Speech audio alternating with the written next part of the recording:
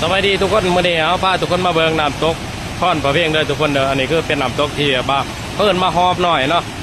น้ำตกบ่ค่อยแห้งเลยอยู่ตรงนี้เนาะเอาบ่เคยขึ้นมาจ้าเถื่อทุกคนมาวันนี้เฮามีโอกาสได้ขึ้นมาเนาะเฮาจะบอกได้ว่าธรรมศาสตร์บ้านเฮาเนาะลาวไต่สดๆงามขนาดพี่น้องเบิ่งอันนั้นเป็นน้ำตกค่อนประเพียงที่บ้านเขาเอิ้นมาน้ำตกใหญ่เลยอยู่ตรงนั้นเนาะนี่เอาพาพี่น้องมาเบิ่งตรงนี้ปลากระเต้าขึ้นพี่น้องก็คือพ่อแม่พี่น้องเพิ่นหาปูหาปลาอะไรเพิ่นก็มาปลาไปตามหินนี่เนาะนี่ก็คือบริเฮ็ดกระตอกกระแตเราพี่น้องอาศัยตากับหินกับยังเอาเนาะนี่มันก็สิแห้งไว้ประมาณสีแดงๆมันก็จะมาเก็บมากู่เนาะอันนี้เป็นปลากระเต้าเด้อทุกคนเด้อปลากระเต้าขึ้นเนาะนี่ปลาซอยปลายังนี่นะนี่พี่น้องเบิ่งธรรมศาสตร์ลาวไต่พี่น้องแน่ๆเคยมาอันนี้แถวทาคอได้พี่น้องนี่แต่ปลากระเต้าเบิดบางที